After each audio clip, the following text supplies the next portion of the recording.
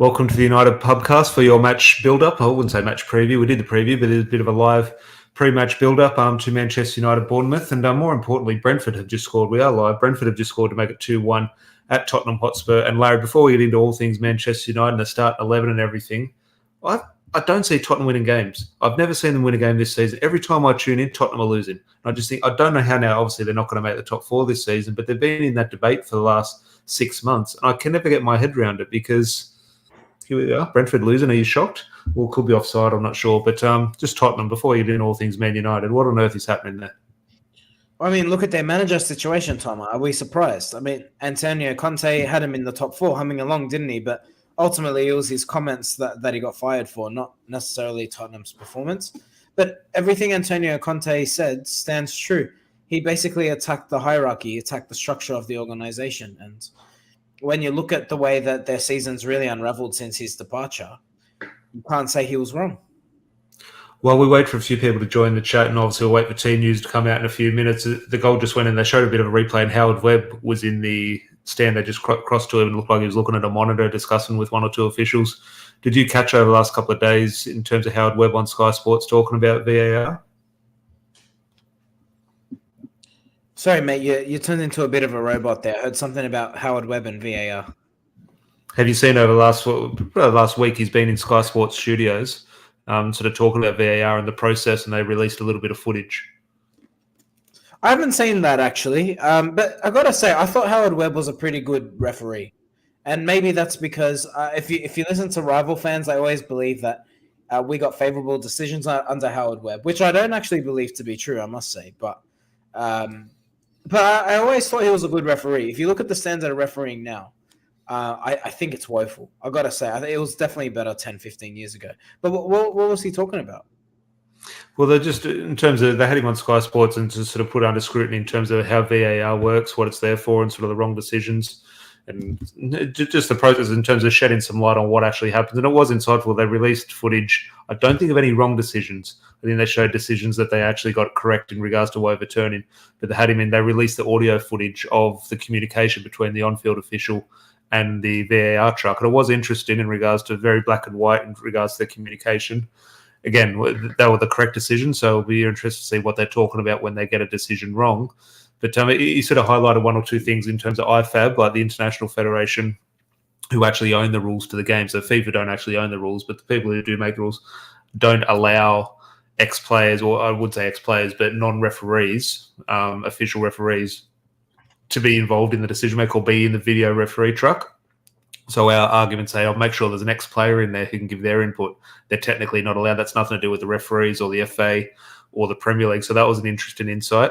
They talked about making that, in the NFL, maybe they're doing NRL, I'm not sure. You could enlighten me in regards to releasing that audio throughout the match so the people in the crowd are understanding what's happening. And he said the complexities in and around that. Would that ever happen? I'm not sure. So he spoke about one or two things like that. It was interesting. Obviously still a long way to go. But that is a huge thing that he spoke about. Should referees come out post-match and do the post-match interviews and the pros and cons to that? I don't think that would be fair to the referees. But I do agree with. So if you watch the NRL at the moment, do you watch NRL at all? You don't, do you? So what happens is when anything goes to a video referee now, that it goes to what's known as the bunker, and the bunker is an off-site refereeing. Well, it's basically an off-site room where there is someone who is refereeing, but they're not at the ground. And in Stockley Park. Oh, there you go. But the key point here is the person who is making the decision in the bunker, or the video referee, is actually talking through what they're looking for. So they'll say, "Yep, player is onside, checking grounding, checking to see if there was any interference. We can now see that so-and-so was unable to get the ball in the ground. We've made our decision." So kind of works like that. So the crowd stays informed. And I think it's the same experience if you're watching on TV. And I think that would be really effective. Because what's happening at the moment is the referee is walking over to the monitor and he's being asked to make a decision on what he already missed live. So if you missed that when you were live, well, then I say you've missed your opportunity to make that decision. But I could also make a counter argument to say the referee should own every decision that happens on the football pitch. given that he's the match official. So are you almost undermining the current referee by saying, well, someone else is going to make the decision? I think you can I think that has impacted decision making, in my opinion. A referee knowing they're allowed to make a mistake, because if they do make a mistake, they think, oh, it's okay, I'll be supported, the problem will be fixed. And I think it sort of makes, I wouldn't say the referee's job easier, but it makes them maybe a little bit more complacent and maybe sort of potentially more likely to miss a decision here or there, because they know, okay, I don't need eyes on there because someone else will see it. I think maybe that complacency maybe sort of impacts the referee sort of in a negative way. But team news will be out in a little bit, so we'll bring that up. Can I challenge you on that, mate? So Go on. I make this point, though. Would you be happy to see the wrong decision made if there was no technology? Because, I guess this is the thing. Because I think the frustration as a viewer watching football is the pause in the game. Because obviously we like fatigue, we like continuous action, and when things stop for VAR, it kills the momentum. The crowd stops singing, then the atmosphere stops. There's just so many negative subsequent actions that happen with VAR. Would you be happy to almost live with Manchester United losing a title by 1 point due to an offside goal? We did. Did he had Drogba in 2009, 2010. It is one of those things, when this whole technology debate was coming in about 10 years ago, off the back of that Drogba goal sort of thing, it's one of those ones where we said, oh, it's going to take away, we need those debates in the pub sort of thing. We're getting just as many debates with the VAR, if not more. So, look, if we get a good VAR call that goes our way today, I'll absolutely love it. If it goes against us, I'll be saying throw it in the bin. It is one of those, I think it's the way the game's going, and there is huge need for it. But ultimately, they still make a mistake. So I think, is it worth the trouble? Could sort of investment be put elsewhere in terms of sort of just improving the standard of refereeing, etc.? I'm not sure.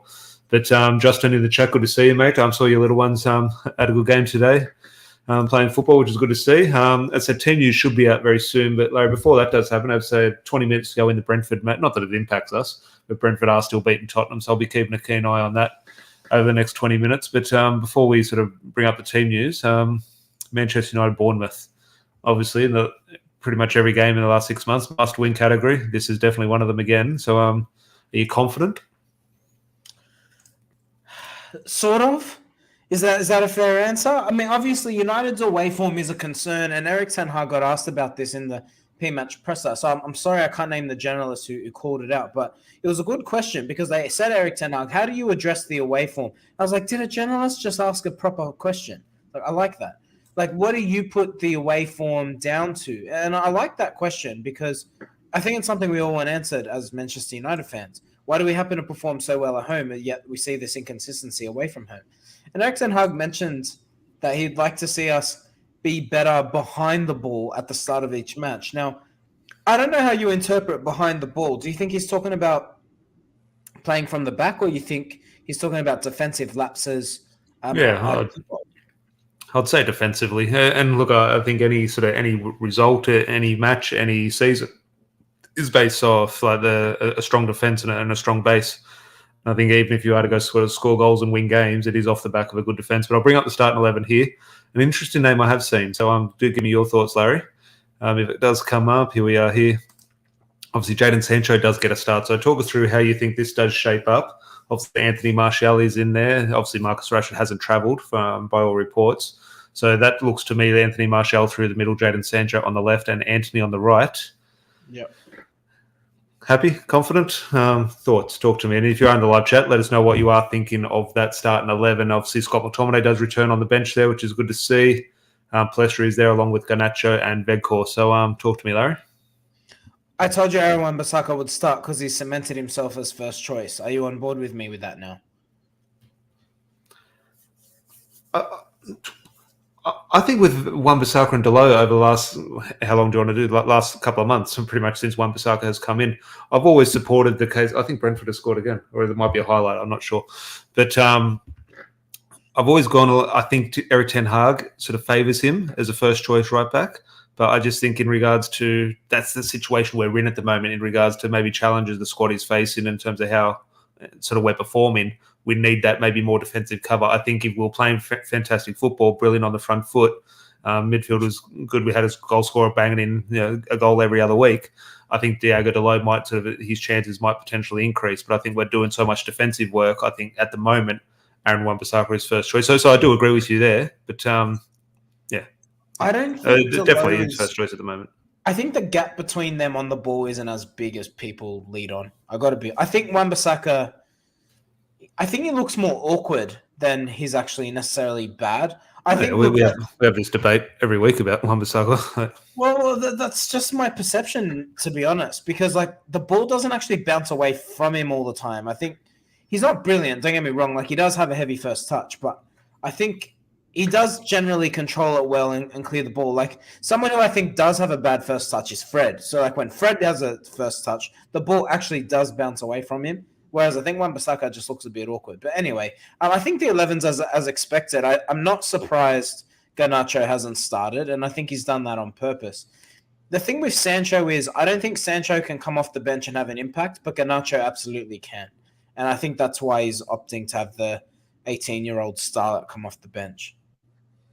That's an interesting shout. A few people mentioned that on Twitter earlier in the week in regards to, I was saying start Garnacho, but I definitely agreed with the opinion that, potentially if it's not going your way and who do you want to bring off the bench, Garnacho definitely is that weapon, whether that be away at Bournemouth or at Wembley against Manchester City.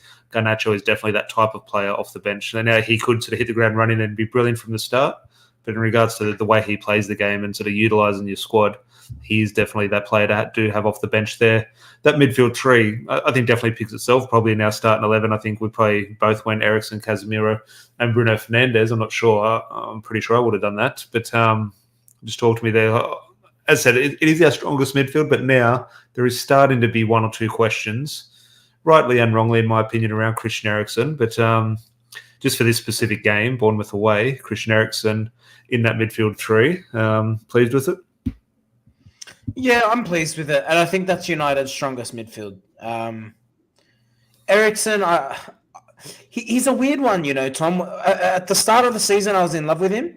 Now, through no fault of his own, United have shown their frailties defensively, and I'm no longer feeling as convinced with Eriksen as a starting midfielder, particularly as a deeper midfielder. I think we've seen Fernandes, there was definitely a period there, wasn't there, where Bruno was playing deeper. I think United very much. I think there is fluidity there, but I think they've gone back to. God, it's late. I can't get my words out. I think they've gone back to Fernandes being the more advanced midfielder, but I just don't think that works. I would like to see. I would actually prefer to see Eriksen played as the more advanced midfielder. I think Bruno can do a job as a deep-lying playmaker. Wasn't there a game where that was the case? Well, it was against Southampton, wasn't it, before Casemiro got sent off? And Sancho was deployed as a 10. I would like to see Ten Hag try Bruno a bit deeper once more, which I understand it'll be depending on how Bournemouth line up. I guess that's the curiosity. Do they sit deep? If they sit deep, then maybe you leave Bruno where he is, but if they tend to come onto us, then would prefer to see Bruno defensively deeper, because I think Bruno, I would trust to have actually more defensive discipline and bite than I think Eriksen would. Do you cast your mind back to when we signed Christian Eriksen? There was debate: is he going to join Brentford? Is he going to stay on with Brentford? Is he going to join Man United? It didn't seem a real question to us, but it was. Even a debate. But in regards to, he's a free transfer, and maybe one or two questions in regards to his fitness, not his fitness in terms of getting through matches, just his sort of health condition. So we're looking at the business side of things, saying, are we signing him because he's a free transfer? Like, what's he actually going to bring going long term? Now, I think Eriksen has been very good for Manchester United, but there's no doubt in terms of beating a title-winning team or a Champions League-winning team, and Christian Eriksen is starting 11. You just compare it, unfortunately, to Manchester City. It's through no criticism of Eriksen. I don't think any of our players sort of getting in that Manchester City 11 sort of thing. So that's more praiseworthy of them than negative of us. But looking at Christian Eriksen, would you view or potentially view his sort of contribution and sort of place in the squad a lot differently if in a 2-3 months' time we bring in a Frankie de Jong or we bring in that sort of world-class central midfielder, and suddenly Christian Eriksen isn't playing away at the Etihad or isn't playing in FA Cup finals, and he's here, in this game away at Bournemouth sort of thing. He's not playing 40 games a season. Yeah, I think so, and I think that's what we kind of expected of Eriksen this season, wasn't it? I think we all, when he was signed, expected him to be a squad player, but he's going to be Bruno's backup. Exactly, but obviously we've seen him deployed. We saw him in the opening match against Brighton, didn't we? Where he played in that deeper pivot position, which was interesting, but I think it has worked. I don't think it'd be fair to say it's failed, but I think when Eric Ten Hag's football team evolves, I think he does revert to being a Do you think it's backup. worked because it was a free transfer? If we bought him for 40 million, do you think our view changes? No, I think he's been a good signing for United. Oh, I yeah. think, No, I definitely agree that he's been good, but do you think the perception would be different if we spent money on him? no, I don't think so. I think what he's offered definitely outweighs what his deficiencies are. I think ultimately he is good at what he's good at. I don't look at him and blame him for United's inept defense at times this season, which sounds ironic given that De Gea's winning the Golden Glove. But I think what you do say is that, like we've kind of acknowledged, next season, if Christian Eriksen is the backup to Bruno Fernandes, then I think United are in a brilliant spot. But can I ask you, and look, I know transfers, well, there was a report that broke in the last hour that United are going, they've guaranteed Ten Hag they will bring in another midfielder, regardless of what happens with Sabitzer. I've seen that. That was a very, in my opinion, very easy story. Well, I mean, yeah, I think so too. But it does beg the question, because we've debated this a little bit already. Are you concerned by the age of United's current midfield? Because outside of Scott McTominay, every single player... I wasn't until you brought it up the other week. 28 or more. Like it's there's some walking. It's definitely something you do need to look at. I think, again, this is very lazy journalism, but potentially in terms of we'll look at Eric Ten Hag's track record, maybe there is something in it now. Obviously, we do have Sabitzer from Bayern Munich, which might throw an interesting spanner. The latest name, and again, just a name on Twitter thrown out in a sort of a tweet. Who knows how reliable it is?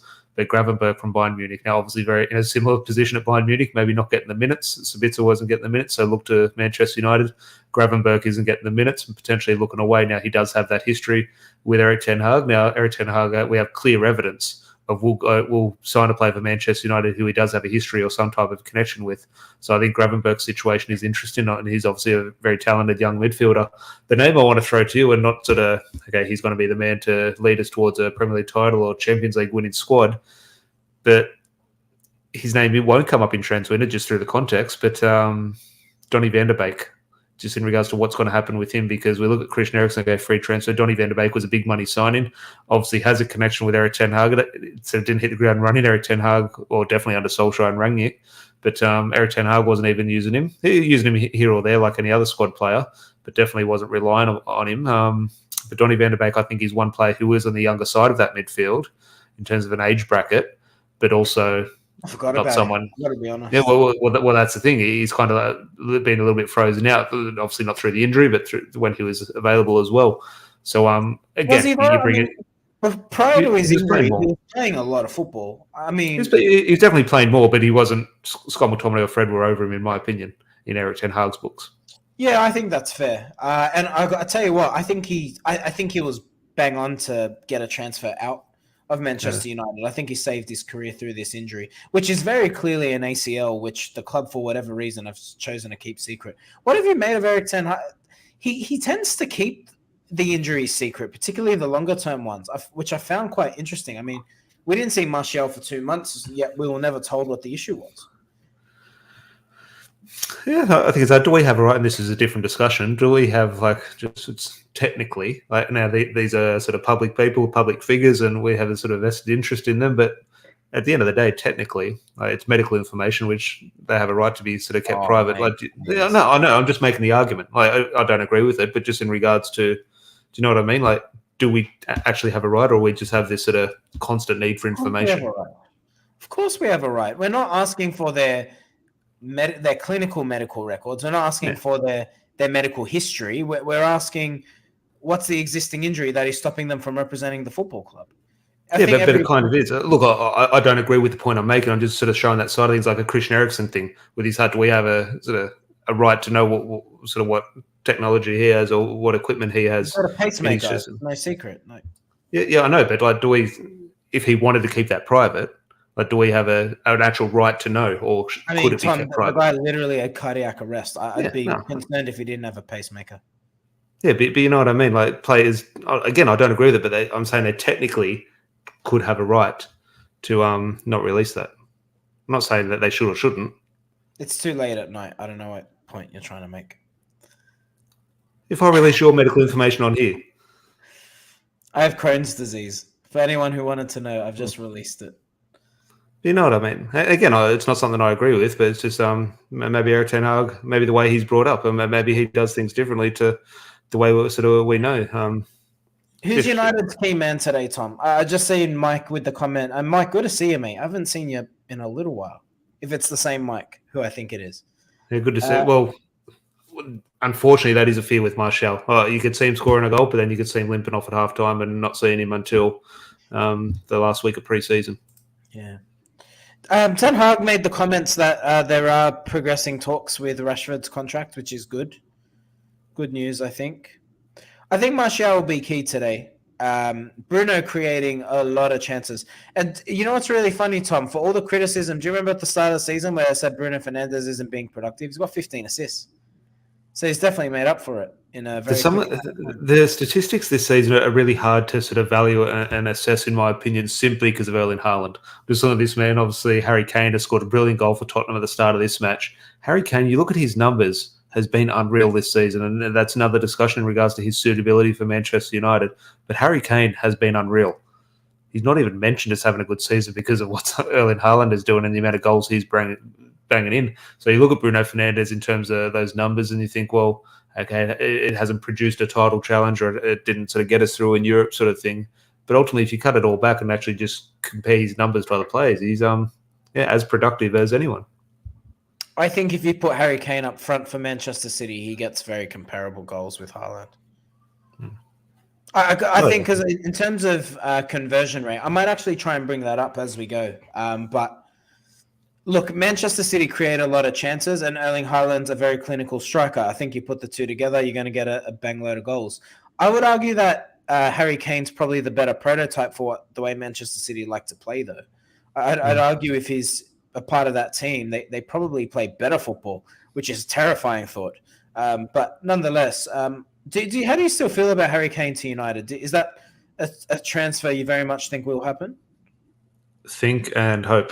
He is the striker for me. Now, yes, Eric Ten Hag has a gem that he knows this striker is going to come in and who else could it possibly be? I guess that's the question. Yeah, no, if there's a dark horse, which I don't know about, I'm not an expert in sort of European football or anything, but if there is a striker out there, I didn't know who Ruud van Nistelrooy was before he joined Manchester United, and obviously very good. Sir Alex Ferguson knew who the right man was to bring in. Then the names that I know in terms of Osimhen, Ivan Toney, which we could have another discussion about, but Harry Kane as well. Harry Kane is the striker for me. I think it'd be absolutely brilliant.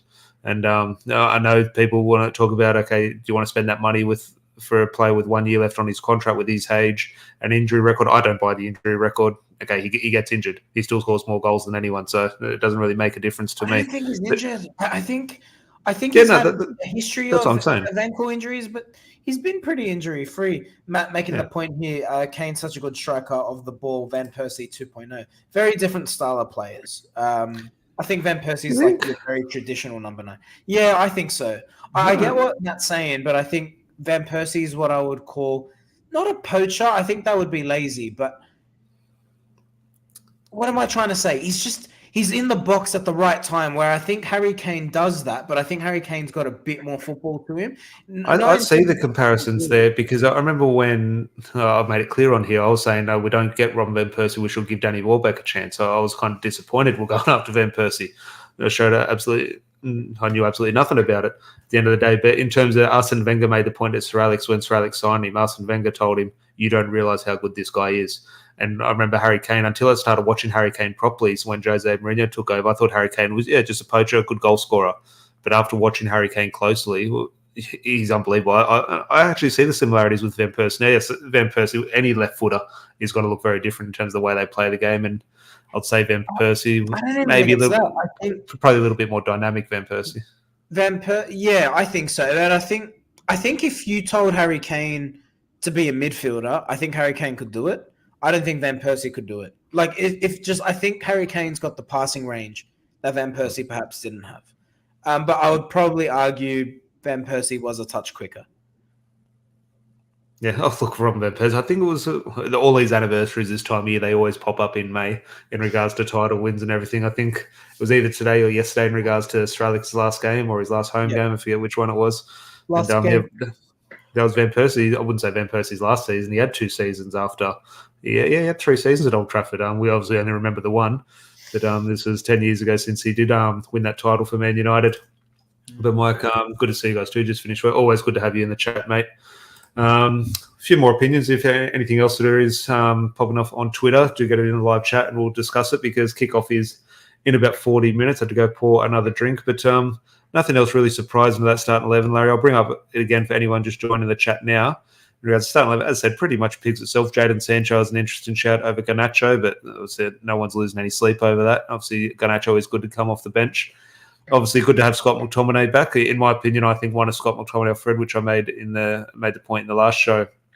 I believe one of them should and will play over Christian Eriksen in the FA Cup final. So I wouldn't be shocked if Fred and McTominay, one of them even comes on at half time. Just in regards to hopefully we're in a good position. Let's say we're 2-0 up and we're cruising. Fingers crossed that is the case. I think Fred and McTominay will be quite early subs just in regards to minutes. And I think both will feature heavily against, and Brentford have scored again. Can you believe it? Tottenham just don't win football. I've never seen Tottenham win a game. Brentford have scored again, winning 3-1. Unbelievable. But Scott McTominay and Fred, I think, will feature heavily in the next 2 games ahead of that FA Cup final. I think they will and should, as I said, start over Christian Eriksen. But the bench there, obviously, Weghorst, Palestri. What do you think happens with Palestri now? Those? I don't know. I think after the loan Ahmad's had, I think it'll come down to pre-season. I think both will go to pre-season, and I think it'll be a shootout. Who's going to blink first? But you have to say, given what Ahmad's done on loan in a difficult league, and I think the championship to the Premier League is very transferable. I really do. Just given what Ahmad's done, I think he deserves an opportunity. I'm going to say Ahmad looked good in pre-season. Like he did look good in pre-season. Every time he's actually played for United, he actually did quite well. No, it was few and far between appearances, but was there a game? I think he scored a big goal. Remember that back header? Was AC Milan or Roma? Milan was it? Lovely goal. I think Bruno Fernandes sort of fed it through sort of in the air and a nice little header. And I think there was a game against Wolves. Wasn't his debut, I don't think. I think Anthony Elanga scored one matter, and Anthony Elanga scored away at Wolves on the final day. Ahmad played almost as a striker, as a number 9. And obviously that's not where his future is, but showed sort of adaptability and versatility to his game there. So Ahmad, I think, is the one everyone will be looking at pre-season. We can sit here lazily and say, like a new signing. And if we don't get our way, I'm sure the club will toe that line in regards to, okay, we don't need someone because we've got Ahmad. Now, that's not the case. We definitely need heavy investment, but definitely a shout, Ahmad, going into next season. Yeah, I think so. I think he deserves an opportunity too. Just again, given what he's done, his goal was the free kick last week. Did you see that? Yeah. Oh, he's a player, and I think he offered. The thing I like about Ahmad is his ability to dribble in tight areas, and I think he's very different to Anthony and Sancho. I think if you can bring a player like that off the bench, or even a challenge Anthony, I think that'd be a good sign. I wouldn't say he's different. And now I haven't seen 90 minutes of performances for Sunderland this season, of course. I would say, and maybe lazily, very similar to Anthony. Maybe a little bit more dynamic in regards to, maybe a little bit more of a burst to his game to go past people. But maybe it's the left foot. I think he's two-footed, and I think that's the difference. I think Anthony is, I think Anthony's gotten better at this as the season's gone on, by the way. But I think Ahmad's probably more complete. Would that be fair to say at this point? I think he's just got a bit more. I think he's got a bit more buzz. I think it's hard. Look, I'm not going to go back and watch replays of Sunderland games this year. I said I've only seen the highlights. I haven't seen them play. But they absolutely love him. Now, obviously, a huge part of sort of working very Ten Hag. Anthony, the reason he's so important is the defensive work. We can look at what he does on the ball and, okay, is he too left-footed or can he go out on the outside? They're all discussions. But the main discussion Eric Ten Hag is having with his coaching staff, who works the hardest for me on the right-hand side and gives us the best protection, and that is Anthony. So can Ahmad provide that? Maybe he can, maybe he can't. But ultimately, it would be a good problem to have in regards to two good options, two good young options, and I think quite versatile players. I think we just see Anthony as a right winger. Now, I'm not saying playing him in the number 10 or play him on the left, but I think he's one of those players. I was watching while we can, I was watching as many treble highlights today as I can. And Ryan Giggs and David Beckham, now obviously the game is changing. They're very different positions to what we do play now. but 3 minutes into the game, Beckham would go over on the left-hand side for 20 minutes. Like Ryan Giggs and David Beckham used to switch so often. And I'm just thinking, I wouldn't mind seeing Anthony on the left. I think there was a week Anthony did go over left and we scored a goal straight off the back of it. And I'm just thinking, I do want to see a bit more sort of versatility in that front three in terms of the way they line up. I remember in pre-season, there was the front three of Sancho, Rashford and Martial. And it got some Man United fans so excited in regards to the link-up. It was so fluid. But I think throughout the season, we've become very rigid. Okay, here's our centre forward, here's our left winger, here's our right winger, and the back four of the opposition do know that. And I think we do lack a little bit of sort of creativity in regards to thinking in that final third across the front three. Yeah, I think so. United just really struggled this season, I've got to say, in the front three areas. I've got to say, I think outside of Rashford, who's really... No one's taken their opportunity, I think it's fair to say. I think Anthony has recovered and had a solid enough season. And again, like putting into the context, like you need to forget transfer fees sometimes. I think first season in England, benefit of the doubt, I think he's been all right. How many goals he got this season? 7, 8? It's okay. It's not horrible. He's been good. Yeah. He has been good. He has been good. And he scored some big goals too, has to be said. Arsenal, Barcelona. So, you know. So you get our goal of the season away at the Etihad? Is that our best goal this season? Unfortunately, we have to forget it. We can't watch replays of it. Right. Yeah, Jesus. That was a good shot. What is it in the live chat? Goal of the season, what is it? And you can include Anthony. Unfortunately, we don't want to because we can't watch replays of that match. Against Arsenal away was pretty good as well. Good one, yep. Yeah. Trying to think. Off the top of my head, it would be Anthony. Yeah. Not sure. It was very aesthetically pleasing, for sure. Here's a shout here from Matt. This discussion came up last couple of days in regards to Erik ten Hag wasn't included in the shortlist for manager of the season. I think that's fair, I've got to say. Look, I can. The other managers they've included, I can understand. Okay, they've all had good sort of seasons in their own context. The situation, the job Erik ten Hag has had on his hands, he's been brilliant. So but I think United while a lot of all those managers had different jobs. Finishing top 4, I think there's an expectation for United to finish top 4. I think if we were in a title challenge, it'd be a bit different. But I mean, we're scraping for 4th. So, because remember, it's the Premier League, not. I think a neutral, like I think a Brentford or a Tottenham fan would look at Manchester United's football and results this season, and Erik ten Hag would say 6 out of 10.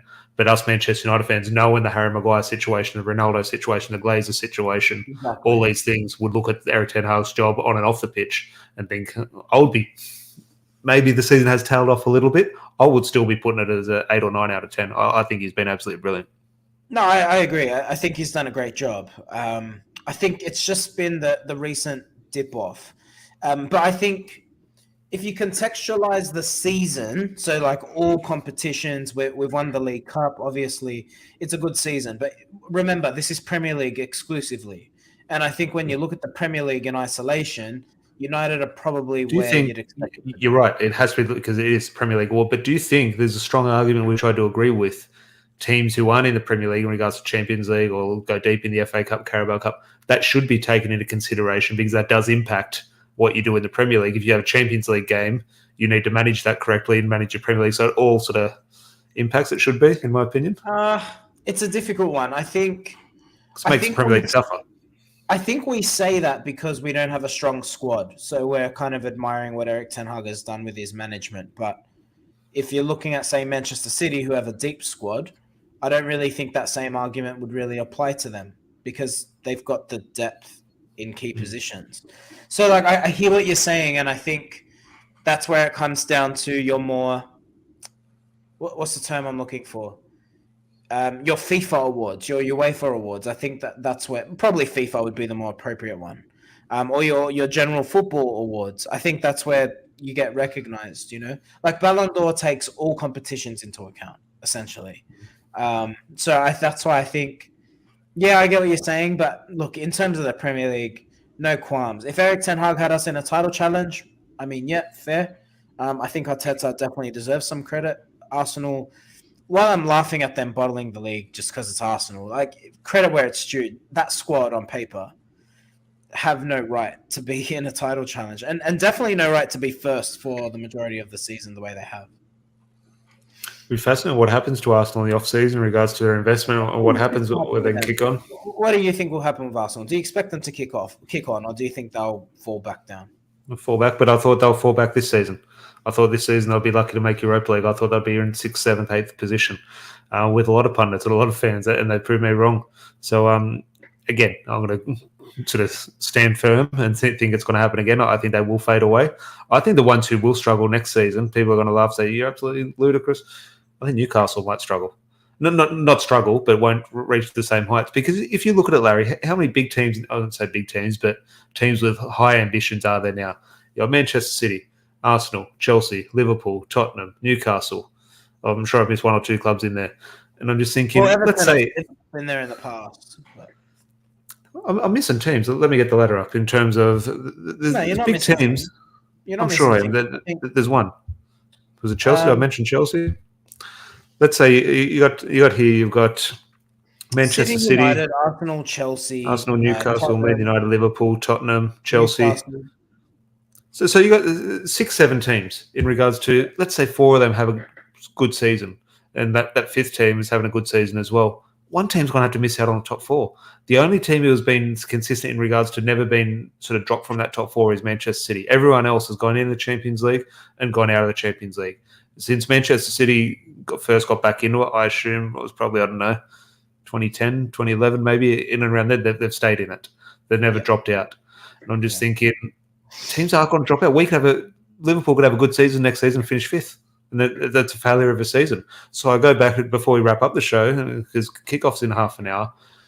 At the start of the season, we would have said here in terms of what's a successful season. Now, I don't have the receipts, but I'm sure we said a trophy and top 4 finish. So I'm thinking now, yes, we still need to complete this top 4 finish. Hopefully we can do it today. There's this very real scenario, which I think a lot of people have forgotten. Liverpool kick off in half an hour at the same time. If Liverpool score first on the live ladder, you'll see as the ladder sort of updates itself, we'll actually slip to 5th today if Liverpool do take the lead. I'm just thinking, yeah, Liverpool are a point behind us. So if they score... Hold on. I'm pretty sure Liverpool are a point behind us. So if they score on the live ladder, obviously we can finish the game. Yeah. Obviously, if we score, so we'll jump back ahead of them. But let's say Salah scored his customary 7th minute penalty this season, against who they got? They got Aston Villa. Who Liverpool got? Wolves or Aston Villa? Maybe not. They always got Wolves. That's what I mean. I always go back to that fixture. Who they got? Liverpool are playing Leicester. Aston Villa. Aston Villa at home. Aston Villa, yeah. So that is a real possibility. Now, that sort of news won't filter through to Bournemouth in terms of the crowd. I'm sure it's not the final day of the season. It won't be like that. But that does throw an interesting spanner into it. We could, in this first half, find ourselves in 5th. So that is important for Manchester United to start the game well and get on the front foot. As Brentford have just blown full time against Tottenham, 3-1 win. Tottenham Hotspur, look at their fans in the crowd. I can't believe it, which is absolutely beautiful to watch. But, Larry, always a pleasure chatting pre-match. Any other sort of pre-match thoughts in regards to the lineup, predictions, confidence levels? Quietly confident. I think we'll win 2-0. I think it'll be I think that second goal will come late in the second half, but I think it'll be 2-0. I will take that. Now, it is Saturday night here in Sydney, 11:30 kickoff at midnight. So full time won't be. George here, good to see you. No pub tonight. No, the pub is showing the match at Scruffy Murphy's here in Sydney. I think a few people are going, but we don't have an event organised. Obviously, midnight kickoff does mean a 2 a.m. finish, which can be a little bit tricky. So we're preparing ourselves and saving ourselves for the FA Cup final. The FA Cup final is a midnight kickoff as well. But that one, we definitely won't have any qualms. Well, if we lose, we will, obviously. But finishing the night at 2 a.m., potentially even a little bit later. So we'll definitely be there for the FA Cup final. But 2 a.m. finish against Bournemouth is probably you're not going to really pack out the pub. But definitely see you there for the FA Cup final. But as I said, it is a 2 a.m. finish. So Larry is playing his football match tomorrow. So he, at full time, is going to hit the cot straight away. I will go live. So if you do sort of fancy jumping on the pod and having a pre-match, post-match chat, win, lose or draw, fingers crossed it's a win. Send me a message and you can come on. If not, I'll just sort of rattle off my post-match thoughts immediately post-match before I hit the cot as well. But Larry, always a pleasure, mate. Always a pleasure, mate. After the 90th minute, I will definitely be going sound asleep. I have a game in 9.5 hours. You said that you're playing at 9 a.m. What are you playing under 12s? I don't know who puts all age at 9 a.m. on a Sunday. Whoever made that, I seriously, didn't know that was legal to do that. I thought there surely like adults have to play like. it's a second 9 a.m. kickoff this season. It's woeful. Do you get 11 players show up before kickoff? Yeah, they normally rock up. We normally, actually, 2 weeks ago, we started the game with 8 players. And we managed to win. So by the 20th minute, we had 11, and we managed to win the game. So there you go. No, fingers crossed. But as I said, we'll be live immediately post-match. If you do want to come on, if you are watching the match, whether you're overseas or in Australia, do send me a message and share your thoughts with us on screen. And if not, join us in the live chat. So hit that subscribe button so you do get notified when we do go live.